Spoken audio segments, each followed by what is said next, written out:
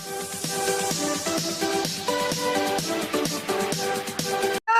welcome back to the channel, and today we're going to be reacting to 6 Halloween Horror Stories animated. Yes, it is the spooky month, so I decided to do some horror story reactions. If there's any of them you guys want to request, please let me know in the comment section. So yeah, let's get right into it. When I was 21, I lived with my two friends, Bruce and Ollie. We lived in a small house in a nice family-friendly neighborhood in the suburbs of our major city. Ollie owned the house and occupied the master bedroom on the main floor, and Bruce had the other bedroom on the main floor. My bedroom was on the mostly finished basement, which was great because I had a ton of privacy and a lot of open space. There was a side door that could be accessed from the basement, so I could come and go as I pleased without bothering the other roommates. Nice. We were all pretty close, but it was nice to feel like I had my own living space, even though there were 3 of us in the house. At the time, Bruce and I were huge fans of Halloween and the fall season in general. But being adults and having full-time jobs, it wasn't really ideal for us to go out and attend Halloween parties like a lot of the other people we knew. Also, Halloween fell on a Tuesday this year, so instead we decided to just watch some horror movies in my basement bedroom and just hang out and relax. Hey. After we watched a couple of movies, we started to get a little bored. It was about 11 p.m. and the trick-or-treaters were home, and most people were in for the night. Knowing we had to work in the a.m., we decided it would be a good idea for us to go on a quick walk and call it a night. There is something about the air on Halloween night. It's like when you go on a vacation to Florida, and the night breeze just feels and smells different. That's how it is on Halloween. It's nostalgic and can almost give you a euphoric feeling. Anyway, as we started to walk in the quiet and somewhat desolate neighborhood, we approached the park. Now, we walk through this park all the time during the day, probably at least 50 times at this point. Okay. It was a little park right in the middle of the neighborhood. The park had a main entrance from one of the busier streets and a back entrance from the street we lived on. The back entrance was covered with a lot of trees and a very small wooded area. About 30 yards from the entrance, there were 3 baseball fields, a pavilion, and a basketball court. We walked into the back entrance where all the trees were, and it was nearly pitch black, but there was a low orange hue from the streetlight barely making its way through the trees. As we walked through the wooded area, we both stopped abruptly. We thought we saw a man standing at the end of the path. The figure was completely still, and it was so dark we couldn't be sure what it was. Nope. I called out, "Hey!" to the figure, but no response. I suggested we should turn around. Yep, turn Bruce back said around. we should check it out, which was unlike him because I was usually the braver of us too. As we got closer, it was clear it was a man standing there. The man was completely still and had both of his hands in his front hoodie pocket. His head was down facing the ground. Trying not to freak out, we decided to slowly back up and make our way to the street and our house without further confrontation. Before we even moved, we heard a noise next to us coming from both sides. Trying to focus our eyes in the darkness, we saw 2 more figures moving towards us in the woods. Unlike the other guy just standing there, these people were approaching us. I wish I could explain the feeling I felt inside me during this point. It's like the sinking pit in your stomach when a cop pulls up behind you with his lights on, but 100 times worse. Fight or flight kicked in, and we turned and sprinted full speed out of that park and onto our street, never looking back to see if they were following us. We ran right to our house and locked the doors behind us. While sitting in the basement, we had all the lights off and we were trying to look out the basement windows to see if we could see if anyone followed us or possibly saw the house we went into. We were so scared we didn't know what to do. Were we in real danger? Was it someone just playing a prank? After about half an hour or so, we decided that they most likely didn't follow us, and it was probably okay to go to sleep, especially considering we both had work in the morning. Yep. At about 2:30 in the morning, Bruce woke me up. He said he thought he heard something outside his bedroom window. I went to his room and looked out the window, and I could see a pumpkin laying in our backyard. Pumpkin? This was concerning because we didn't have any pumpkins outside our house. We didn't set any up for decorations or anything like that. For the second time tonight, we were terrified and decided to go into the living room. While in the living room, we made sure we had the house lights off and began looking out the front windows. Within the first minute of looking, there they were. Three Oh, men standing in the middle of no. the road, just staring at our house. We thought about calling the police, but what were we going to tell them? There are three guys not standing on our property who may or may not have thrown a pumpkin in our backyard. We just sat in the living room for about 10 minutes trying to think of something, anything we could do. We made sure the front door was locked and grabbed a baseball bat and I think a kitchen knife. We looked out the window again and the three men were gone. Nothing but the illumination from the street lights. For the rest of the night, we stayed in the living room watching SportsCenter until we eventually dozed off. Morning finally came. As we got ready for work, we just agreed it was probably just a Halloween prank and we should move on and forget about it.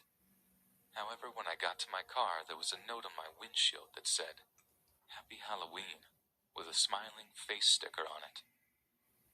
What I read next gave me the same feeling I had just had a few hours before when I thought we were in real danger. At the bottom on the... Testing your luck in the Oh, kitchen. shoot. Okay, guys. Hold on. Okay, guys. Let's continue. P.S. Good thing you lock your doors. Oh. What would these people have done if the doors were unlocked? Bruce and I both decided to call in from work and stay home that day. Nothing else of note happened regarding this incident, but it's just a reminder that it doesn't matter how quiet and nice a neighborhood you think you live in. On Halloween, anything can happen. Okay.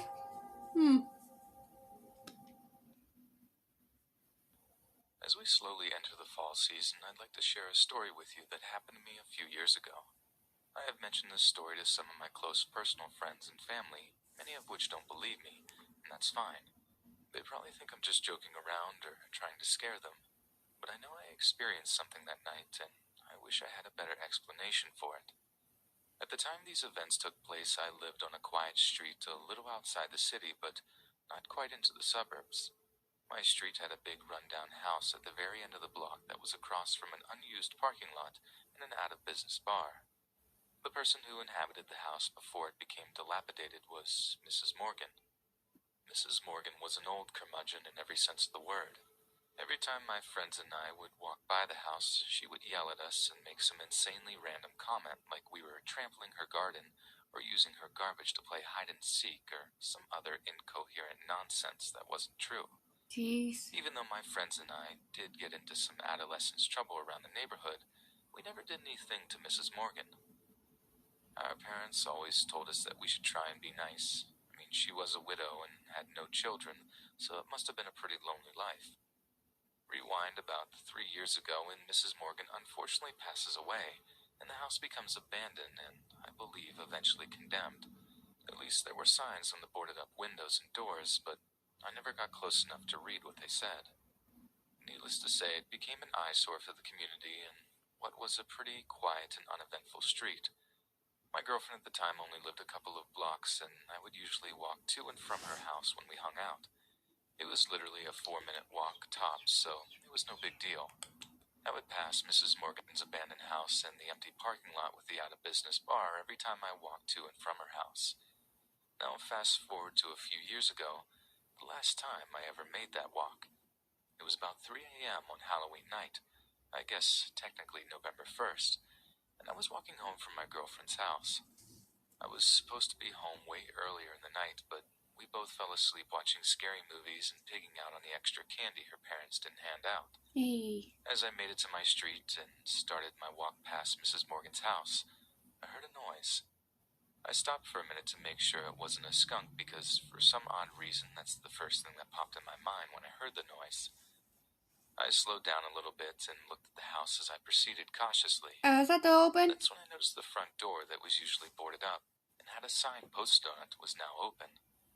I tried to rationalize why the door was now open, saying to myself it was probably the wind, but then again, it was a beautiful, calm night. I then paused in front of the house and looked directly at the front door, and that's when I saw her, Mrs. Morgan, right there, staring back at me. I knew for sure it was her. But how? She had passed away, and the house was clearly unlivable for anyone else. At this point, I was so scared that I just shouted something out. I don't even remember if it was words or just noises. The figure stepped onto the front porch and continued to stare at me. I broke my stare and just started running back to my house, turning back every now and then to see if she was still staring at me or perhaps following me. I made it back to my house probably 30 seconds later and opened the side door and went down to my room. I didn't sleep for the rest of the night.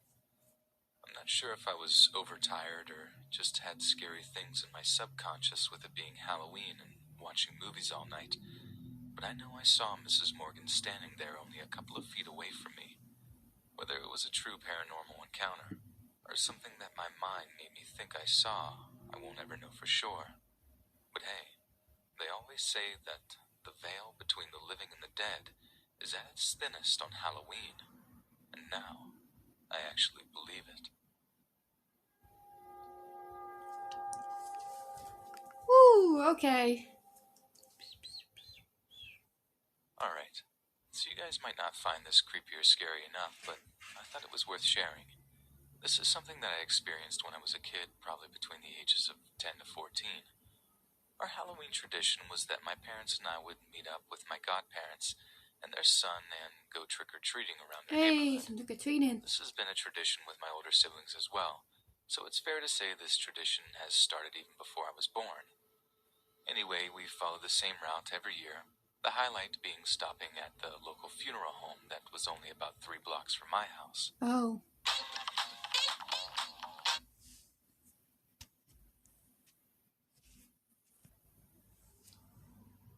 The funeral home had a big party in their parking lot every Halloween. They provided cotton candy, candy apples, donuts, cider, popcorn, balloons, and probably even more, all free. Huh. If you wanted a balloon, which every kid did, you had to shake the hand of the person in the full-on movie set quality gorilla suit. I hated doing it because the gorilla shook your hand so hard I borderline thought my hand was going to break. So, every year it was the same thing. If you wanted a balloon, you had to shake his hand. I developed kind of an anxiety as it related to the gorilla, so I would just grab the snacks to avoid the person in the gorilla costume. Also, I was getting older and I really didn't care about balloons. But it seemed as though the gorilla would follow me around and put a balloon out in his right hand, like he wanted me to take it. I tried my best just to avoid it and hurry my parents on so we could continue trick-or-treating. They thought it was the funniest thing that I was scared of the gorilla. I really don't think I was. I think I just thought it was weird that a grown man dressed in a costume would shatter kids' hands in order to give them a balloon. Yep. So this story revolves around one Halloween, where we followed the same routine as previously mentioned. I ignored the person in the gorilla costume when it came to that part of the night and had a pretty uneventful night trick-or-treating. I remember I was still at the age where I had a bedtime and my parents had to check my candy. Yes, they were those parents. I was still impressionable enough that horror movies scared the crap out of me and I couldn't even watch them because then I couldn't sleep with the lights off. For whatever reason, that night I felt particularly uneasy and scared. I had avoided scary movies so I could get a good night's sleep, but for some reason I was unsettled. I ended up sleeping on the floor with my chocolate lab and my dad passed out on the couch, which gave me some sense of relief. I got up in the middle of the night to let my dog out. I knew she had to go out because she was pacing back and forth. She was quick and came right back in, but on the way back to the living room I saw something in the street. It was a figure that seemed to be just standing there. I crept up to the window on my knees to get a better look so I couldn't be seen. I swear to God, it was it's a that gorilla holding the balloons, literally standing right outside my house. I didn't know what to do. I was scared, but more scared that this person was going to approach my house. I woke up my dad, who was snoring so loud I was surprised the neighbors weren't awake. I told him there was someone outside, and he got up immediately and opened the front door, but there was no one in the street. No one around at all, at least that he could see. I told him what I thought I saw, and he said it was probably just a bad dream or my imagination. We turned the TV on in the living room for a while because I think he could tell I was unsettled and was having trouble trying to fall back asleep. I can sit here today writing this and honestly tell you, I don't know what happened. I never had any other episodes where I thought I saw something that wasn't there. I don't sleepwalk. I don't often have nightmares. I don't know how to explain what I saw. It was a long time ago, and now I'm an adult who takes his own niece and nephew trick-or-treating. But every time around fall, I always think about this experience and try to come to a logical conclusion to explain what happened. I still can't figure it out, and probably never will. I wonder if that funeral home is still open, and if the guy in the gorilla costume is still there. Oh, okay. Okay. The events of this story took place when I was 18 and in my senior year of high school. I'm 27 now and still have horrible flashbacks from that Halloween night. My friends and I liked to party in high school, and Halloween was obviously one of the best nights to go out and party. Hey, kiddos. We got to dress up in sexy outfits and have an excuse to act a little crazy. My friends usually drew all the attention from the guys we went to school with. I was still friends with all the boys, but none of them really ever showed any interest outside of friendship. Anyway, on this particular Halloween, we had a party at my friend Steve's house. Like a lot of high school parties, no one knew how to handle their alcohol. At about 11, the cops had already been called for a noise complaint. The party scattered and everyone ran as to not get detained or get their information taken by police. My friend Amy, who was getting into a car with her boyfriend, told me to jump into the car with her friend Dave, and he would take us to another party, which I begrudgingly decided to do. The car ride was weird. Just him and I, who didn't know each other and didn't really have much to say. Awkward. The car smelled like Slim Jims and body odor and looked rather messy. Dave had a mask, which was on his lap while he was driving. He had a hooded sweatshirt, blue jeans, and brown work boots on to complete the costume. He also had a scraggly beard and greasy hair. I tried asking questions to make the drive less awkward, but he didn't really answer them and didn't seem interested in holding a conversation. Finally, I asked what school he went to, and he responded, "I dropped out of college a year ago." Oh. So I asked, "Well, how old are you?" He responded in a shaky, almost nervous voice, "I'm 25.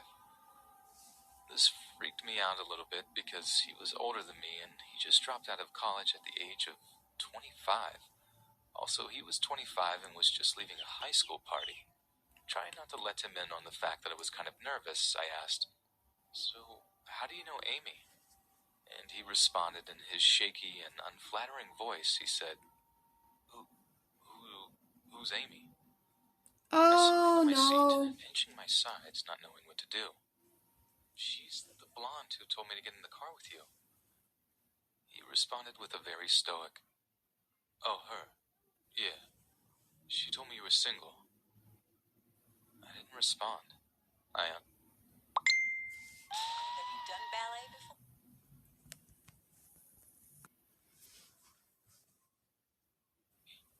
Did this guy really not know Amy? Or was he just tipsy and confused? I texted Amy as we were driving to tell her how angry I was, but she didn't answer. About 10 or 15 minutes in the car, which seemed like forever, we arrived at a house. It didn't seem to be a very nice part of town, or at least an area I was accustomed to going to parties. I looked for Amy's car, or any car I recognized, but it was just too dark to point anything out. We approached a red door with chipped paint, lit up only by a dull front light. Dave didn't even knock and just walked into the house, so I followed him, hoping to see a familiar face. The house was cold and smelled awful. We walked into the front room, which I assumed would be the living room.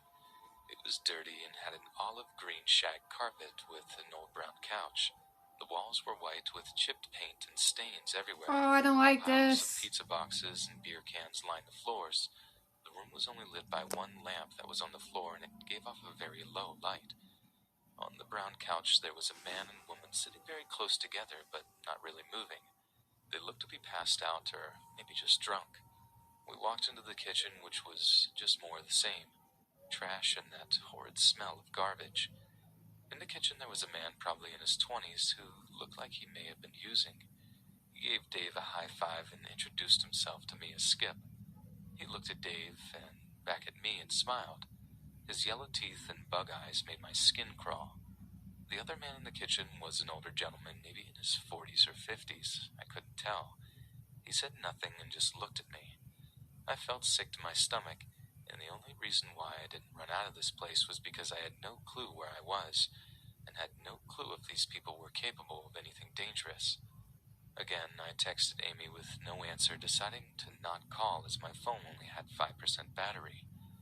Dave escorted me into the back room, which was kind of like a screened-in porch.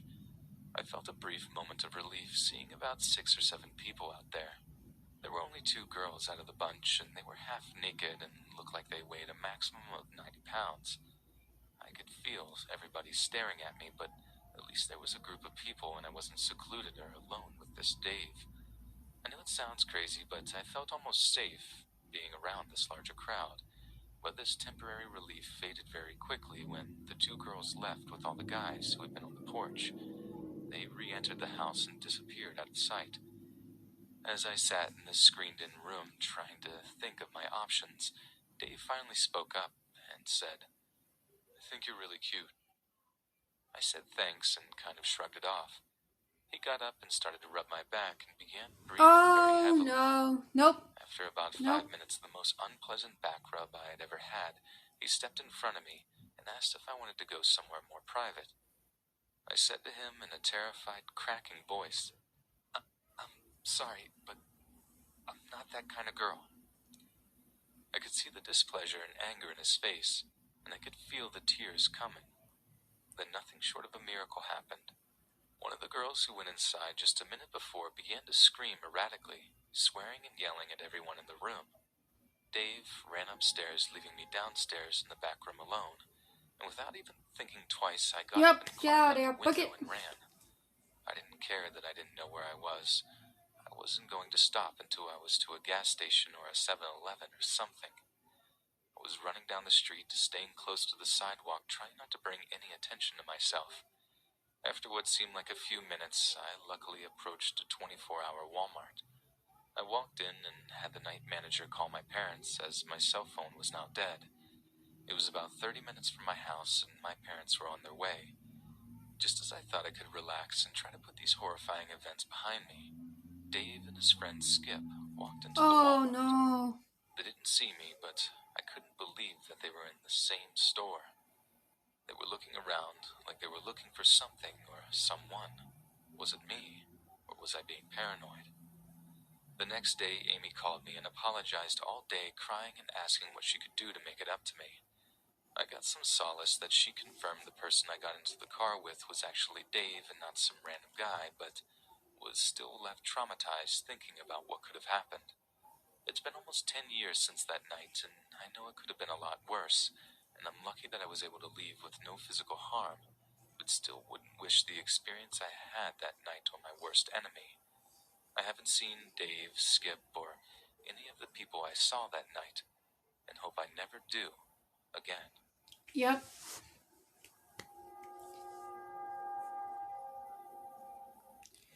Okay, guys. I'm gonna apologize for any noise in my background. Something is going on outside that I don't know. So yeah, if you hear any noise, then I'm just gonna apologize for that. Let's just I continue. have only shared this story with a few people up to this point.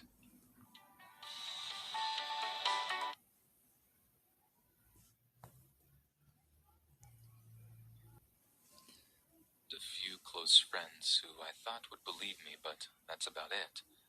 I can remember the events of this specific night vividly. My parents own a camp on a local lake about 25 minutes from my hometown.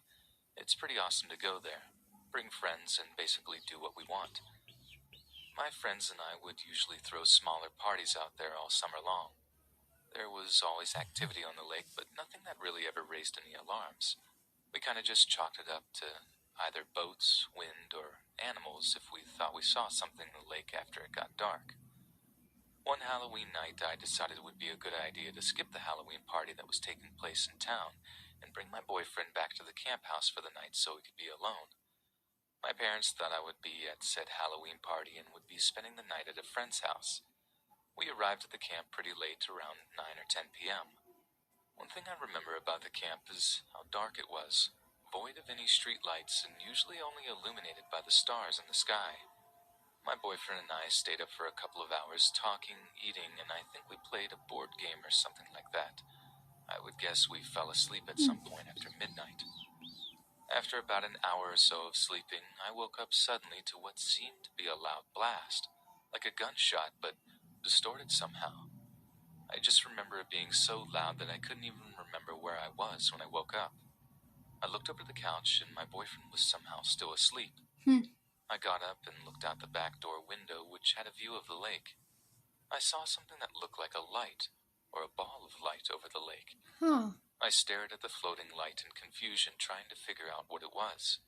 Was it a flashlight or something glowing from under the water? Without really thinking, I slipped on my flip-flops and I went outside and approached the shore, still staring at the light, squinting my eyes, trying to make out what it was. It was an orange-colored light, maybe 75 feet out into the lake, and what seemed to be floating a couple of feet off the top of the water. After about 2 minutes of continued staring and squinting, the orange color changed to a bright purple, and several white specks of light came out of the purple glow and hovered all around the glowing orb. As I started to freak out as to what this could be, I was forced to my knees by the loud blasting noise I heard earlier. I started to plug my ears, collect myself, and turn back to the house. Yep, just go right back to the house. I saw a huge flash, and the next thing I remember was waking up in an Adirondack chair on my neighbor's yard the next morning. My flip-flops that I wore outside to get a closer look at the lake were gone. I had no idea how to explain the events of the night, and long story short, I went to the doctor, and after seeing neurological specialists, they don't show any sign that I could have had an episode. I've been told that it was most likely a vivid nightmare, and that I was sleepwalking, and that's how I ended up on my neighbor's porch. Also, that would explain why my boyfriend never woke up. However, I believe this night I saw something otherworldly. I don't believe in the paranormal, and until this point, I didn't believe in the extraterrestrial. But this didn't feel like a nightmare. It felt real. I can still see the images and hear the noises from that night. I know many of you may not believe my story, and that's fine, but I feel like I wanted to share the experience I had that night. I'm no longer with that boyfriend, and even though he was concerned for my well-being, especially immediately after the events, I don't think he really believed my story either. Needless to say, I spend less time at the camp and am reminded of this night every year around this time, when Halloween decorations start popping up in the stores. Okay. I'm gonna go right into the next story. I grew up in rural Iowa, the kind of place where it's just cornfields for miles and miles around. It was a pretty terrible place to grow up. Like, it'll always be home to me, and I'll always have a fair amount of affection for it. Home is where the heart is, and all that nonsense, but even from the earliest age I can remember, I couldn't wait to leave. Like, put it this way, Halloween has always been my favorite holiday. But unlike the kids who trick-or-treat over in Cedar Rapids or Waterloo, who had actual neighborhoods to harvest whole sacks of candy from, we'd have to walk like 1.5 miles at a time just to make it to the next house. So aside from the one year where our mom drove us over to Dyersville so we could actually get a taste of how those city kids lived, trick-or-treating just wasn't really an option for us. So a little backstory here. The last year we were allowed to go trick-or-treating, our immediate neighbor to the east, who lived like 3 miles away, basically told us to buzz off because we were getting way too big to be playing kids' games. This guy has begrudgingly given us a few apples some years, and we always sort of resented him for it. But that year, when he...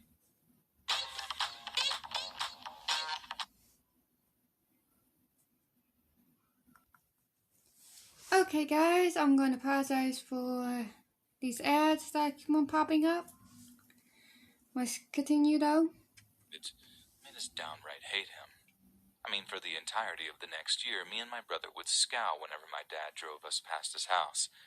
To us, he ruined the one good thing we got to do around Halloween each year. I know we were just dumb kids, but kids are also cruel and stubborn on occasion, and I guess we were just that kind of kid. So the next year, my mom decides to take us over to Living History Farms over in Urbandale. Living History Farms is this place over near Des Moines that bills itself as interactive outdoor museum which teaches people about Midwestern rural life experiences. Obviously, we weren't thrilled about the visit.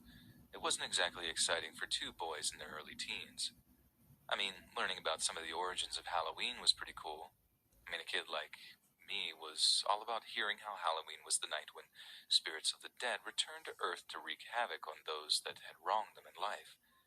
However, there was one particular little educational tidbit that got me and my brother's attention. And that was the stories of how our Iowan ancestors used Halloween as a night to play all kinds of pranks on each other. Pulling up cabbages and shrubs out of the garden was a common trick. Wagons were pushed into the lane or the street, or if the kids were feeling ambitious, they'd hoist the cars up on top of the victim's barn roof. But the most common mischief was taking your neighbor's garden or barnyard gates off the hinges and leaving it in someone else's yard. I remember the teacher lady telling us this, then me and my brother just looking at each other with this wordless kind of communication like, oh, the neighbor is going to get it this year. So that year, we snuck out of the house in the early hours of the morning, walked down to the neighbor's place with a screwdriver and hammer, and then did exactly that. Oh. We took his front gate off the hinges, walked it like a mile down the road to his other neighbor's place, then left it in the front yard. We did stuff like that for the next couple of years, each time getting progressively more bold, screwing with him harder and harder until it got to the point that we struggled to top the previous year's prank. Like it got to the point where we stole a huge section of his white picket fence and just threw it into the cornfield across the highway. I mean, we put some actual work into that, dismantling it piece by piece so as not to make too much noise and wake the guy. I mean, it sucked that we never got to hang around to see his reaction, but I guess imagining him going outside in the morning and going insane with rage was enough to keep us amused. So this one year, we rocked up to his house in the middle of the night and saw something we'd never expected to see in a million years. The neighbor guy obviously hated Halloween and never ever put up any decorations or anything. But that year, we turned up to see this Grim Reaper figure on his porch. It wasn't just some dumb-looking scarecrow type thing either. It seemed like the guy had put in a lot of work getting hold of an actual mannequin of something, as well as all this spooky-looking black robe stuff to dress it in. But since he was a farmer, he didn't have much trouble getting hold of the old rusty scythe that was leaning up against it. I mean, yeah, it was kind of intimidating. He'd obviously only put it there to try to scare us off, but we weren't about to be put off from our little year ritual at this point. Nothing short of a tornado could deter us from getting our revenge for having been so mean to us that Halloween night. But right as we started to dismantle his fence in almost absolute silence, I noticed something out of the corner of my eye. Or rather, I noticed the lack of something. So subtle that it actually takes me a minute to realize what I wasn't looking at. At some point, as we were taking his fence apart, the Grim Reaper statue thing had just up and disappeared. I stopped what I'm doing, looking around the front yard and trying to spot where it could have gone. I whisper over to my brother like, "The Reaper's gone. Did you see it move?" And at first he looked at me like I'm crazy. But then he too starts getting pretty freaked out. We're just crouched down, tools in hand, in the dead silence of the night, realizing that we'd been a little bit overconfident in our yearly pranks. I mean, we didn't quite realize what was happening at the time, only that things were about to go horribly wrong for us. "Let's get out of here," my brother whispered, and we immediately get up and start sort of jogging back towards the highway. Then, out of nowhere, the Grim Reaper... Oh, Think gosh. about opportunities for our kids. is just standing there. The great, In front of us, with that big old rusty scythe in his hand, blocking our escape. It hadn't been a mannequin that was set up on the neighbor guy's porch. It was actually him. He dressed up like some dumb decoration and just stood there, still as a statue, waiting for the pranksters to arrive. There was like one drawn-out moment where we just sort of locked eyes with the guy who had taken down the hood of the black robes he was wearing, and we just bolted.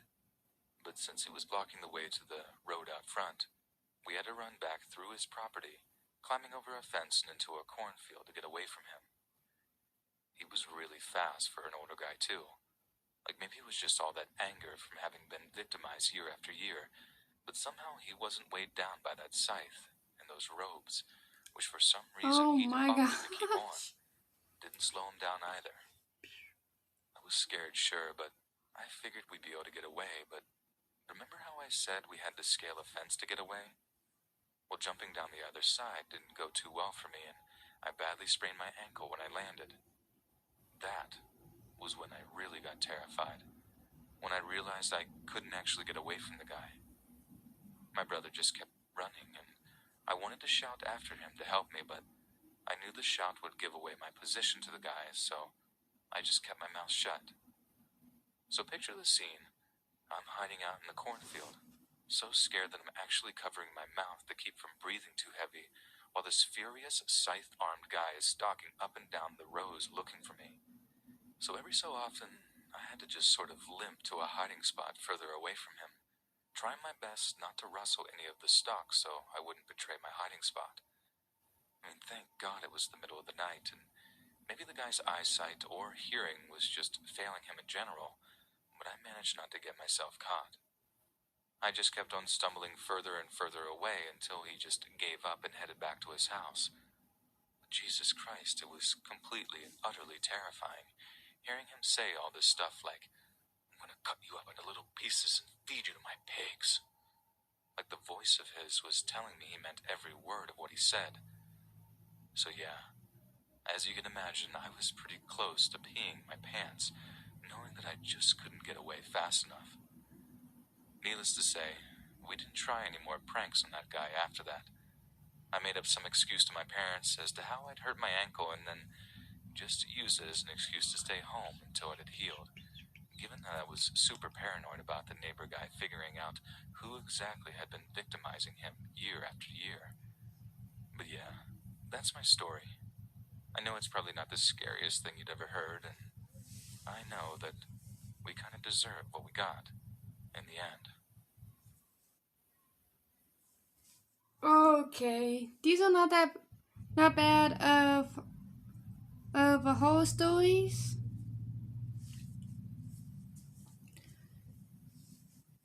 But guys, if you like today's video, give it a thumbs up. The link to the original video will be in the description below.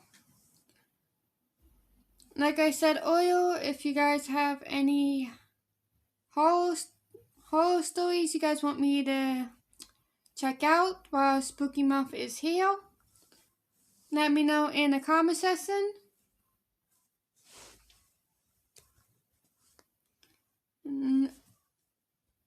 So yep, let me know in the comment section, and if you're joining us for the first time, hit that subscribe button. When you do, you get the bell notification. Hit that as well, so you get notified on when I upload videos like this one. And I will see you guys next time. Spooky, spooky, spooky.